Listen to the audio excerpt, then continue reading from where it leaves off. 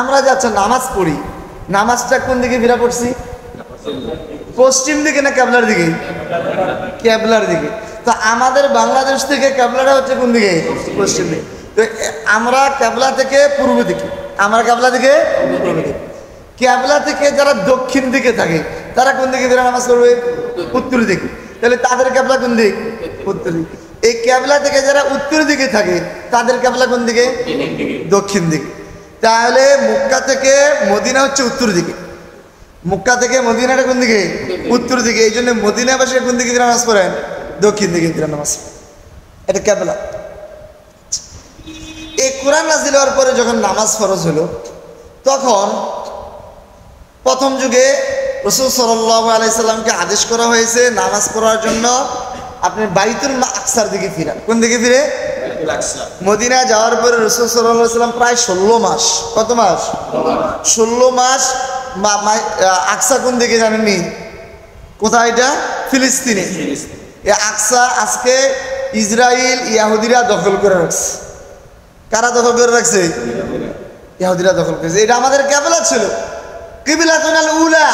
আকসা হচ্ছে আমাদের প্রথম কেবলা। নামাজ ফরজ হওয়ার পরে 16 মাস নবীজি সাল্লাল্লাহু আলাইহি সাল্লাম এবং তার সাহাবায়ে কেরাম কোন দিকে ফিরে নামাজ পড়ছেন? মসজিদুল আকসার দিকে ফিরে নামাজ পড়ছেন। আকসার দিকে ফিরে নামাজ পড়ার পরে ইসলামের সূচনা লগ্নে যত ধরনের বড় দিরা ঘটনা হয়েছে, এর মধ্যে এইটা হচ্ছে এই একটা ঘটনা, কেবলা পরিবর্তন। কি পরিবর্তন? কেবলা পরিবর্তন। কিভাবে এটা? যে তখন ইহুদিরা মনে করছে যে আমাদের কেবলা তো আকসা, মুসলমানরা কোন দিকে ফিরে নামাজ পড়ে? আকসার দিকে। তাহলে আমাদের সাথে তাদের এটা কি আছে? মিল আছে। তারা আমাদের ধর্ম, তারা এখন ফিরে নামাজ পড়ে, কয়েকদিন পরে তারা আমাদের ধর্ম এসে পড়ে। আর মক্কার যারা ছিল তারা ছিল মুশরিক। তারা চিন্তা করতেছিল কিরে রসুলের জন্ম এখানে, মুহাম্মাদের ফিরে নামাজ পড়ে দিকে এটা হয়। এরপরে যখন রাসূল সাল্লাল্লাহু আলাইহি ওয়াসাল্লাম এই তার মধ্যে একটা তামান্না যে যদি কাবাটা হতো আমাদের কেবলা, মক্কাটা হতো কি আমাদের কেবলা, কাবা যদি আমাদের কেবলা হতো, কাবার দিকে ফিরে নামাজ পড়া এটা ভালো হতো বেশি।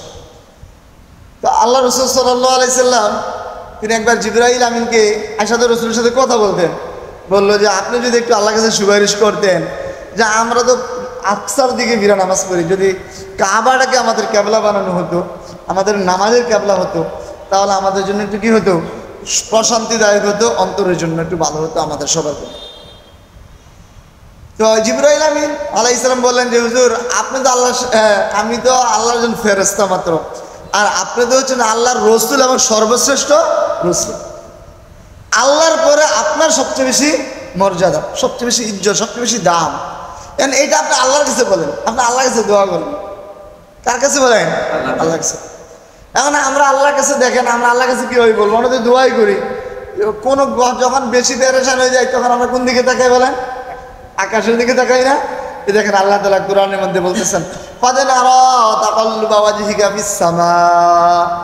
হে নবী আমি দেখি আপনি বারবার আকাশের দিকে তাকান। আল্লাহ আমাদের কেবলাটা আপনি কোন দিকে করে দেন?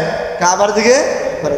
চেহারা দিকে দেখি, আমি দেখি ফালানুওয়াল্লিয়ান্নাকা কিবলাতান তারদাহা, ও চিরেই আমি আপনার চেহারাকে কাবাকে পরিবর্তন, কেবলাকে পরিবর্তন করে দিয়ে কাবামুখী করে দেব। ফাওয়াল্লি ওয়াজহাকা শাতরাল মাসজিদিল হারাম। সুতরাং হে নবী এখন থেকে আপনি এবং আপনার যে উম্মত আছে যারা মুসলমান হবে সবাই এখন থেকে কোন দিকে ফিরে নামাজ পড়বেন? মসজিদে হারামের দিকে ফিরে নামাজ পড়বেন। এই যে কাবার কেবলা পরিবর্তনটা ঘটনা, এইটা হচ্ছে সূরা বাকারার অন্যতম একটা বৈশিষ্ট্য এবং একটা কারণ। এইটার কি কারণ আমি শুরুতে বলছি যে আজকে আমরা সূরা এই কদর সম্পর্কে কিছু কথা বলবো, পাশাপাশি ওই যে সূরা বাকারা সম্পর্কেও কিছু কথা বলবো। তো দেখেন এই যে কেবলা পরিবর্তনটা হচ্ছে ইসলামের, আমাদের রাসূল সাল্লাল্লাহু আলাইহি ওয়াসাল্লামের কোরআন নাযিল হওয়ার পর থেকে নিয়ে সবচেয়ে বড় একটা ঘটনা। কারণটা কি? কারণ হচ্ছে একটা বুঝেন, আজকে আমরা নামাজ পড়ি কোন দিকে ফিরে? মসজিদে হারাম দিকে ফিরে। তাহলে আমি যদি অন্যদিকে ফিরে নামাজ পড়ি তাহলে আমার নামাজ হবে বলেন? নামাজ হবে। তাহলে আমার নামাজের কেবলা হচ্ছে মসজিদে হারাম বা আল্লাহর ঘর, কিন্তু আমার ব্যবসার কেবলা কোনটা? আমি যে ব্যবসাটা করি আমি কাকে মানে ক্যাবলা হচ্ছে মানে এটা অনুসরণ, ক্যাবলা হচ্ছে কি অনুসরণের দিক। তো আমি যে ব্যবসা করি তখন ব্যবসা করতে গিয়ে আমি কাকে অনুসরণ করি? আমি কি ইসলামকে ফলো করি নাকি ইহুদি খ্রিস্টানদের বানানো নিয়মকে ফলো করি? তাহলে ব্যবসার ক্যাবলা কোনটা? হ্যাঁ, আমি আপনার কথার কথা নামাজের ক্যাবলা বানালাম মসজিদে হারামকে, ব্যবসার ক্যাবলা বানালাম ইহুদি খ্রিস্টানদেরকে, তাহলে কি হবে? তাহলে কি করণীয়? বিশাল বড় একটা পরিবর্তন আসতেছে মুসলিম জীবনে এই কাবার পরিবর্তনের মাধ্যমে, ক্যাবলার পরিবর্তনের মাধ্যমে। তারপরে ধরেন আমি কৃষিকাজ করি কিংবা আমি মাস্টারি করি, শিক্ষকতা করি। তা আমি শিক্ষকতা করতে গিয়ে কাকে আদর্শ মানবো? রসুলকে আদর্শ মানবো নাকি ইহুদি খ্রিস্টানদেরকে আদর্শ মানবো? শিক্ষকতার ক্ষেত্রে আমার ক্যাবলা কোনটা হবে? আমি সমাজ পরিচালনা করি, আমি রাষ্ট্র পরিচালনা করি, আমি রাষ্ট্র পরিচালনার ক্ষেত্রে কি কোরআনের বিধানগুলো মানবো নাকি আমি গণতন্ত্র নামক ইহুদি খ্রিস্টানদের পচা গলা এই নাপাক জিনিসগুলো আমরা মানবো? কোনটা আমি মানবো? কোরআন বলে মদ হারাম আর গণতন্ত্র বলে কি মদ হালাল। কোরআন বলে পর্দা করা ফরজ, গণতন্ত্র বলে তার অধিকার, সে ল্যাংটা হয়ে চলতে পারবে, তার কোনো সমস্যা নাই, তার একটা অধিকার। কোরআন বলে রোজা কুতিবা আলাইকুমুস সিয়াম, তোমার উপর রোজা রাখা ফরজ, তুমি সুস্থ সবল রোজা রাখতে হবে। আর গণতন্ত্র বলে তার অধিকার, সে রোজা রাখবে না। প্রকাশ্যে সিগারেট খাবে, আপনি দমক দিবেন তো আপনাকে গ্রেফতার করে নিয়ে যাবে। এমনকি বাংলাদেশেও এমন ঘটনা, একটা মেয়ে প্রকাশ্যে সিগারেট টানতেছে, মানে আরেকজন বলছে যে তুমি কেন প্রকাশ্যে সিগারেট খাও, বাস তাকে কোথায় পাঠিয়ে দিছে? মামলা দিয়া জেলে পাঠিয়ে দিছে। বুঝতে পারছেন বিষয়টা? তাহলে এখন তুমি রাষ্ট্র পরিচালনায় তোমার ক্যাবলা কে হবে? এইটা বুঝাইতে যাইয়া আল্লাহ তাআলা এই যে ক্যাবলাটা পরিবর্তন করবেন। সবাই তো রাসূল সাল্লাল্লাহু আলাইহি ওয়াসাল্লামের সহ নামাজ পড়তেছে মসজিদুল আকসার দিকে, এখন কাবার দিকে করবেন, মসজিদে হারামের দিকে ক্যাবলাটা করবেন।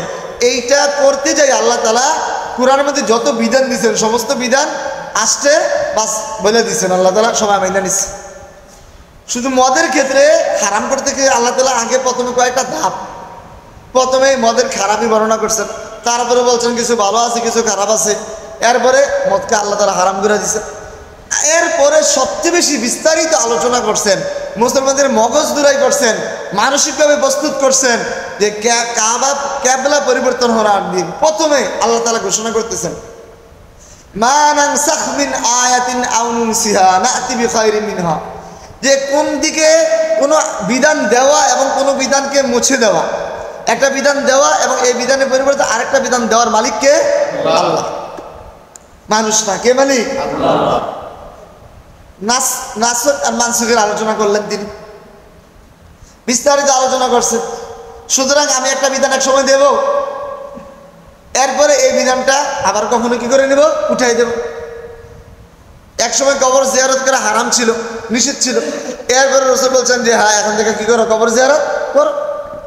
তাহলে এটা আল্লাহ তাআলার হুকুম, এটা বললেন প্রথমে দিয়া মুসলমানকে বলতেছেন যে দেখো তোমার সর্বময় ক্ষমতার মালিক কে? আল্লাহ। যদি কোনো পরিবর্তন আসে কিন্তু এটা বলতে পারবা না যে না আমি এতদিন ধরে নামাজ পড়ছি মসজিদুল আকসার দিকে, এখন ওইদিকেই ফিরে নামাজ পড়বো, এটা বলা যাবে না। এর আগে কি তৈরি করতেছেন? মন তৈরি করতেছেন, অন্তরকে পরিবর্তন করতেছেন। এরপরে আল্লাহ তাআলা বললেন কুল্লিল্লাহিল মাশরিকু ওয়াল মাগরিব, পূর্বকার পশ্চিমকার দক্ষিণকার উত্তরকার এ জমিনকার, সুতরাং পূর্ব পশ্চিমের স্রষ্টা আল্লাহ। তুমি যে আইনামা তোয়াল্লু, তুমি যেদিকে ফিরা নামাজ পড়ো সেই সাজদাটা কে পায়? আল্লাহ পায়। তোমরা এতদিন পড়ছো মসজিদুল আকসার দিকে ফিরা নামাজ পড়ছো, এখন যদি পরিবর্তন হয়ে যায় তাহলে ওই দিকটাও আমি আল্লাহরে হবে, কোনো সমস্যা নাই। এরপরে আল্লাহ তাআলা ইব্রাহিম আলাইহিস সালামের বিস্তারিত আলোচনা করলেন। ইব্রাহিমুল কওয়াইদা মিনাল বাইতি ওয়া ইসমাঈল, যে এই কাবা তৈরি করছে কে? ইব্রাহিম এবং ইসমাঈল, বাবা সন্তান মিলে তারা এই ঘরটা তৈরি করেছে কাবাটা। এই কাবা হচ্ছে আল্লাহ তাআলার যত ঘর আছে এর মধ্যে সবচেয়ে সম্মানিত ঘর। এই কাবা তৈরি করে আল্লাহ ইব্রাহিম আলাইহিস সালাম তৈরি করে তিনি আল্লাহর কাছে একটা দোয়া করছেন, রব্বানা তাকাব্বাল মিন্না, হে আল্লাহ এই ঘরটা আপনি আমাদের থেকে কবুল করেন। ইন্নাকা আনতাস সামিউল আলিম। এরপরে তিনি আরেকটা দোয়া করেছেন, ওয়াজআলনা মিন যুররিয়াতিনা উম্মাতান মুসলিমাতান লাক। আল্লাহ আমার পরিবার থেকে যারা আসবে সবাইকে আপনি মুসলমান বানান। সবাইকে কি বানান? সবাই মুসলমান। তাহলে ইব্রাহিম আলাইহিস সালাম থেকে নিয়ে এই পর্যন্ত যত নবী আসছে সমস্ত নবীরা কি ছিল? মুসলমান ছিল। সমস্ত নবীদের উম্মতরা কি ছিল? মুসলমান ছিল তারা। ওমিন যুররিয়াতি উম্মাতান মুসলিমাতান লাক, এটা আল্লাহর কথা, কোরআনের কথা। আল্লাহ তো অন্যকে বলছেন, মা কানা ইব্রাহিম ইয়াহুদিয়ান ওয়ালা নাসরানিয়ান। ইব্রাহিম ইয়াহুদিও ছিল না, খ্রিস্টানও ছিল না। ওয়ালাকিন কানা হানিফান মুসলিমা, তিনি একজন খাঁটি মুসলমান ছিলেন। তাহলে তিনি যেহেতু মুসলমান ছিলেন, ইব্রাহিম আলাইহিস সালাম, ইসমাইল মুসলমান ছিলেন, খাঁটি মুসলমান ছিলেন, তারা এই ঘর তৈরি করছেন। তাহলে এখন যারা মুসলমান তারাই তো এই ঘরের বেশি হকদার, নাকি এখন যারা ইহুদি দাবি করে, খ্রিস্টান দাবি করে তারা হকদার? ইহুদি খ্রিস্টান তো তারা তাদের ধর্ম থেকে বের হয়ে গেছে, তারা তাদের ধর্মকে পরিবর্তন করে ফেলছে, তারা তো এই ঘরের হকদার না। এবার এইটা আনলেন। এরপরে তিনি আরেকটা দিক আনলেন, যে দেখেন নামাজের দিকে একদিকে ফিরা নামাজ পড়া, এটা একটা কেবলা, এটা একটা দিক, এটা একটা দিক, এটা একটা নামাজের দিক। আরেকটা হচ্ছে জীবনের দিক। আরেকটা কি? এই জিনিসটা একটু খেয়াল করে বুঝবেন বিষয়টা। একটা হচ্ছে কিসের দিক? নামাজের দিক। আরেকটা কিসের দিক? জীবনের দিক। এটা হচ্ছে নামাজের দাঁড়াইলে আমি কোন দিকে ফিরা নামাজ পড়বো, এটা আমার জীবনটা চালালে আমি কোন দিকে ফিরা জীবনটা চালাবো। এখন হে রাসূল, আপনি যদি মনে করেন যে মসজিদুল আকসার দিকে ফিরা নামাজ পড়লে ইহুদিরা আপনাকে প্রশ্ন করবে, ভালোবাসবে, তারা হয়তো কিছু মুসলমান হবে, এটা যদি আপনি মনে করেন তাহলে এটা করতে পারেন।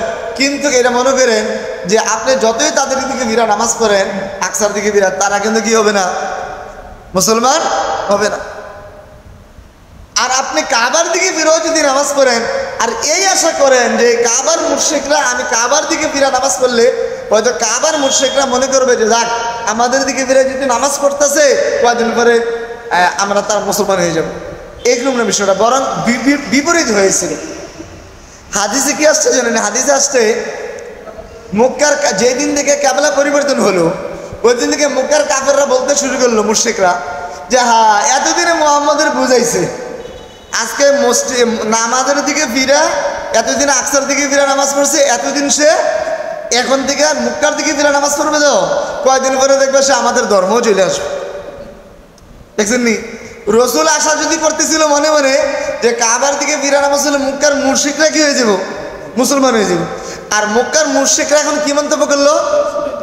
যে রসুল তো এখন নামাজের দিকে ফিরে, নামাজের মধ্যে আমাদের দিকে ফিরছে, কয়েকদিন পরে আমাদের ধর্ম, এটা হাদিসে আছে। তাহলে এইটাতে আল্লাহ তাআলা কি বুঝাচ্ছেন বুঝছেননি? যে না আপনি মসজিদুল আকসার দিকে ফিরা নামাজ পড়লেও ইহুদিরা মুসলমান হবে না, আর কাবার দিকে ফিরা নামাজ পড়লেও মক্কা মুশরিকরা, খ্রিস্টানরা মুসলমান হবে না। তাইলে কোন দিকে ফিরা নামাজ পড়লে এই কারণে এই গোষ্ঠী মুসলমানদের এই আশা বাদ, এই আশা কি বাদ। তাহলে আপনাকে এখন আমি যেটা দিব সেটা হচ্ছে আপনার জীবনের কেবলা। সেটা কি আপনার জীবনের কেবলা? এটা শুধু নামাজের না, শুধু নামাজের না। সুতরাং একজন মুমিনের একটা হচ্ছে নামাজের কেবলা, আমি পশ্চিম দিকে ফিরা, কাবার দিকে ফিরা নামাজ পড়তে হয়, এইটা যেমন আমার জন্য ফরজ, ঠিক তেমনি আমার জীবনের কেবলা হচ্ছে কোরআন। আমার জীবনের কেবলা কি? আমার জীবনের কেবলা হচ্ছে ইসলাম। আমার জীবনের কেবলা হচ্ছে আল্লাহ। আমার জীবনের কেবলা হচ্ছে রসুল। আমার জীবনের কোরআন হচ্ছে এই কোরআন। আমার জীবনকে আমি কোন দিকে করতে হবে? কোরআনের দিকে করতে হবে। আমার জীবনকে আমি ইসলামের দিকে করতে হবে।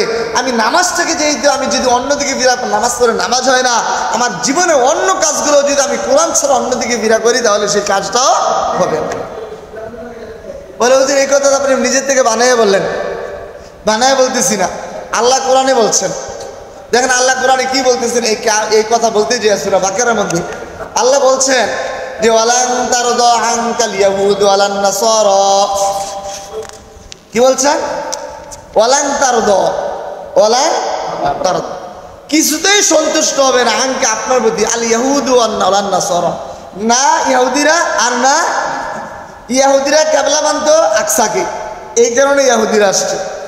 আর নাসারারা কেবলা মানত কাবাকে, এই কারণে নাসারাদের কথা আসছে। তারা আপনার প্রতি সন্তুষ্ট হবে না ওই কাবার দিকে ফিরা নামাজ পড়ার কারণে কিংবা আকসার দিকে ফিরা নামাজ পড়ার কারণে। কারণ কি? হাত্তা তাত্তাবিআ মিল্লাতাহুম, যতক্ষণ না পর্যন্ত আপনি তাদের মিল্লাতের অনুসরণ করেন। মিল্লাত মানে কি? ধর্ম। মিল্লাত মানে কি? ইসলাম। হ্যাঁ, তাইলে আপনি তাদের বানানো যে মিল্লাত, ইয়াহুদীদের যে মিল্লত, তাদের যে বানানো হাতে বানানো একটা ধর্ম আছে, এই ধর্ম অনুসরণ করলেই তারা আপনার মধ্যে সন্তুষ্ট হবে। এর আগে সন্তুষ্ট, মসজিদে আকসার দিকে নামাজ পড়লেও তারা সন্তুষ্ট হবে না। আবার ঠিক তেমনিভাবে মক্কার মুশরিকরা আর খ্রিস্টানরা তাদের কাবার দিকে ফিরে নামাজ পড়লেই যে তারা মুসলমান হয়ে যাবে, বিষয়টা এমন না। বরং আপনি যদি এদিকে নাও ফিরেন তারপরেও তারা সন্তুষ্ট হবে না, ফিরলেও সন্তুষ্ট হবে না। হাত্তা তাত্তাবিআ মিল্লাতাহুম। আসল ব্যাপার হচ্ছে আপনার জীবনের যে কেবলা, আপনার জীবনের যে আদর্শ মিল্লত ইসলাম, আপনি ইসলামকে ত্যাগ করে তাদের ধর্ম ঢুকতে হবে। তাহলে ক্যাবলার কথা বলতে গিয়ে মিল্লাতের কথা কেন বললো? ক্যাবলা পরিবর্তন করাটা সামনে আসতেছে, এই কথা বলতে গিয়ে বলতেছেন যে তারা আপনার প্রতি সন্তুষ্ট হবে না যতক্ষণ পর্যন্ত আপনি তাদের ধর্মকে কি করেন? অনুসরণ করেন।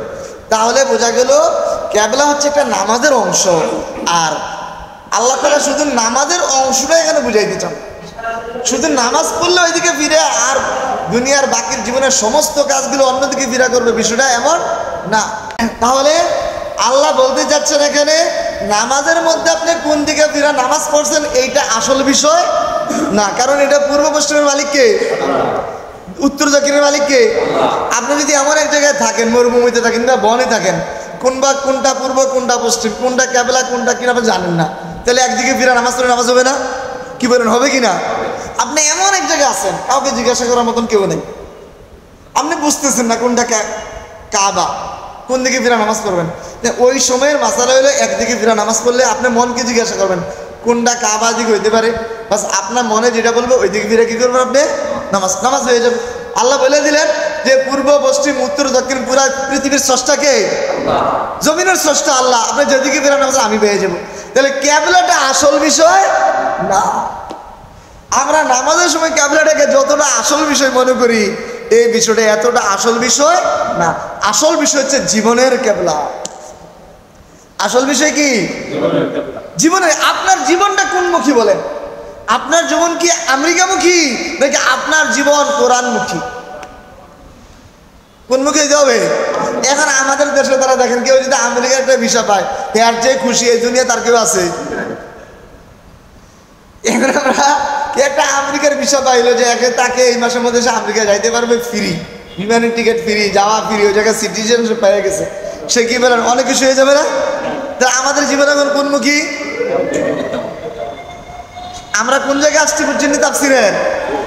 হ্যাঁ, এই রমজান মাসের দ্বারা হয়তো আজকের এই সপ্তাহ আমাদের শেষ, ঈদের আগে রমজান মাসে আমরা আর রবিবার পাইলেও হয়তো শেষের দিকে হইতে পারে। তো এই জন্য এই মজলিস, এই আজকের আল কোরআনের দর্শ থেকে আমাদের এখন একটা সিদ্ধান্ত নিতে হবে। আমার নামাজটাকে তো আমি একদিকে ক্যাবলা দিকে বানিয়ে করলাম, কিন্তু আল্লাহ বলতেছেন না, নামাজের ক্যাবলাটা তোমার আসল ক্যাবলা কুল্লিল্লাহিল মাশরিক ওয়াল মাগরিব, পূর্ব পশ্চিম আল্লাহর তৈরি, এটা আসল ক্যাবলা না। তুমি এমন জায়গায় যদি থাকো যেখানে ক্যাবলা চেনো না, তাহলে তুমি অন্য পূর্ব দিকে ফিরা নামাজ পড়লে কি হয়ে যাবে? নামাজ হয়ে যাবে। এটা আসল জিনিস না। আসল ক্যাবলা হচ্ছে জীবনের ক্যাবলা। আসল ক্যাবলা কোনটা? জীবনের ক্যাবলা।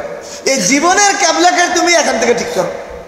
আমি কোরআন দিছি তোমার জীবনের ক্যাবলা ঠিক করার জন্য, আমি কোরআন দিছি তোমাকে তোমার জীবনের প্রত্যেকটা কাজের ক্যাবলা ঠিক করার জন্য। নামাজ একটা কাজ, যাকাত একটা কাজ, হজ একটা কাজ, ঠিক তেমনিভাবে ব্যবসা একটা মুমিনের কাজ, মুমিনের ঘুমও কাজ, খাওয়াও কাজ, সব কিছু কাজ। কোরআন যদি তোমার ক্যাবলা হয়, তাহলে তুমি কামাই করতে গেলে তোমার ক্যাবলা যদি কোরআন হয়ে থাকে, তুমি কোরআন থেকে সমাধান নিবা কোনটা হালাল কোনটা হারাম। আর যদি তুমি ওই ইউরোপ আমেরিকার থেকে সমাধান নাও, তোমার রোজগারের কামাই করার ক্যাবলা যদি হয়ে থাকে আমেরিকা, তাহলে আমেরিকার তারা বলে পেট তোমার, কামাই তোমার, হাত তোমার, হালাল হারাম কিচ্ছু বলতে কিচ্ছু নাই, যা পারো তা তুমি কি করো। কি বলেন? আমেরিকাকে আমাদেরকে হালাল হারাম দেয়, সুদ খাওয়া হারাম বলে, কোরআন কি বলে?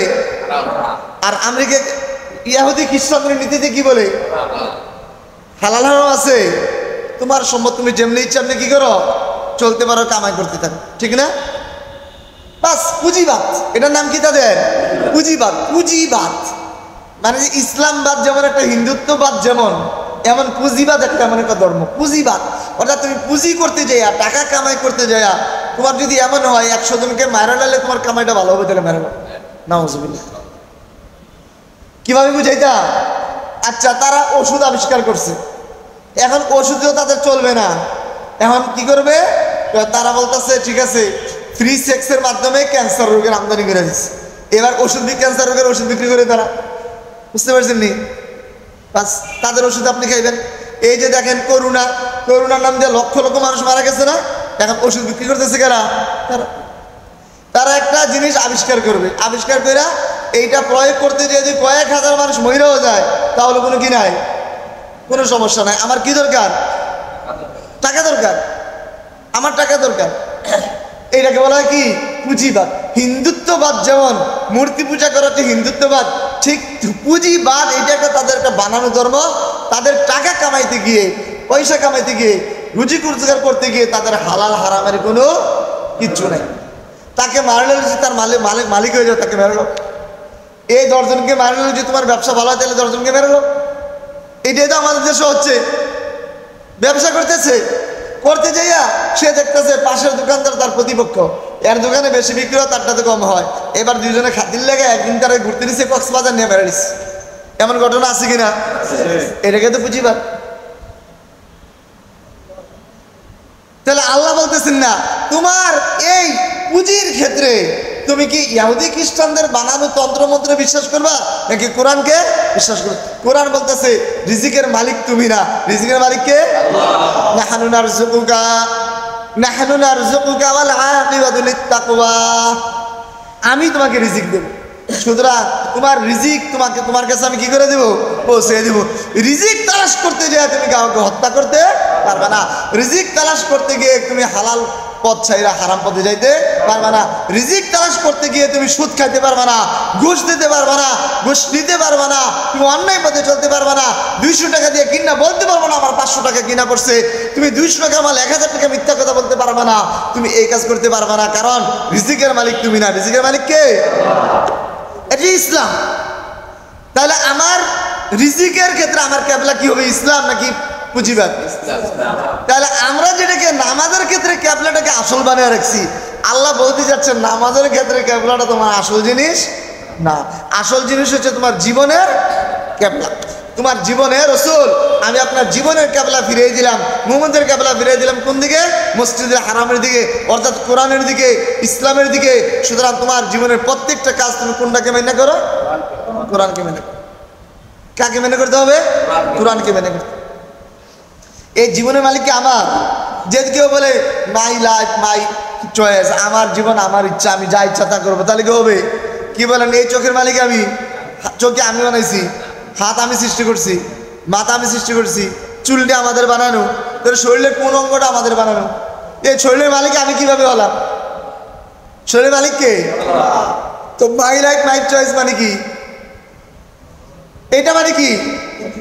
হ্যাঁ, তাইলে এই কথাটা বলা যাবে না। আমার জীবন চালাইতে গিয়ে, আমার জীবন পরিচালনা করতে গিয়ে আমি ওই পথটাই অনুসরণ, ওই কেবলাটাই অনুসরণ করতে হবে যেটা কোরআন, যেটা কোরআন দেখাইছে, যেটা কি দেখাইছে, যেটা ইসলাম দেখাচ্ছে, যে এই পথটা, এটা হচ্ছে আমার জীবনের কেবলা।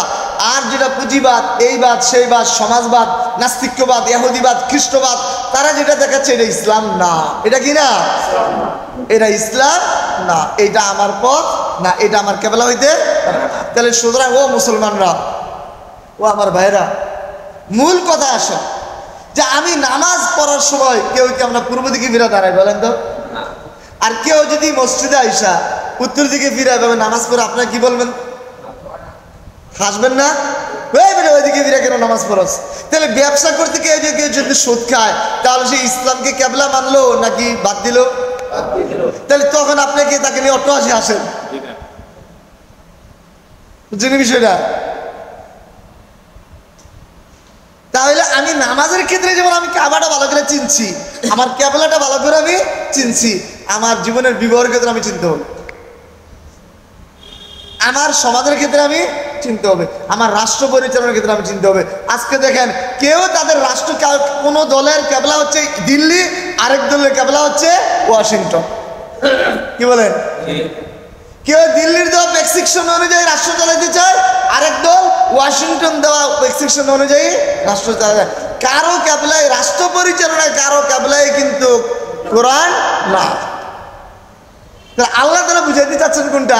শুধু নামাজটা না, হাত্তা তাত্তাবিয়া মিল্লাতা। ক্যাবলার কথা বলতে যে মিল্লাতের কথা বলতেছে, যে দেখেন নামাজ তো এটা হয়ে যাবে, যে এদিকে ফেরা পরে নামাজ হয়ে যাবে, কিন্তু আসল হচ্ছে ইত্তিবাই দিন, মিল্লাত ধর্ম ইসলাম, এইটা কিন্তু তারা গ্রহণ করবেন। আপনি পূর্ব দিকে ফিরে নামাজ পড়েন, যেদিকে ফিরে নামাজ পড়েন, আকসার দিকে ফিরে নামাজ পড়েন, আর কাবার দিকে ফিরে নামাজ পড়েন, এটা আসল ব্যাপার না। আসল ব্যাপার হচ্ছে তাদের ধর্ম। আপনি তাদের ধর্ম অনুসরণ না করলে তারা কখনো আপনার প্রতি সন্তুষ্ট। সুতরাং দেখেন, আজকে আমাদের দ্বারা এই দেশের রাজনীতি করতে চায়, তারা হয়তো দিল্লিতে ধর্ণা দিতে হয়, নয়তো আমেরিকায় যে কি দিতে হয়, ধর্ণা দিতে হয়। কোরআনের কাছে কিন্তু কেউ কি দেয় না, ধর্ণা দেন। ঠিক না বিষয়টা? তাহলে আমার রাষ্ট্র চালানো আমার ক্যাবলা হবে কোনটা? আমি যে ইমানদার হইলে আমার নামাজ পরিচালনার ক্ষেত্রে যদি আমার ক্যাবলা হয় কোরআন, তাহলে রাষ্ট্র পরিচালনার ক্ষেত্রে আমার ক্যাবলা হবে কোনটা? কোরআন যেটা বলছে এটা হবে না? কি বলেন, হবে কি না? তো আমার কোরআন কি বলে? সুদ খাও। তাহলে আমাদের দেশে ব্যাংকে সুদ আছে কি নাই? আমার কোরআন কি রাষ্ট্র পরিচালনা করতে যাইয়া আল্লাহ বলতেছেন ইনসাফ কায়েম করো।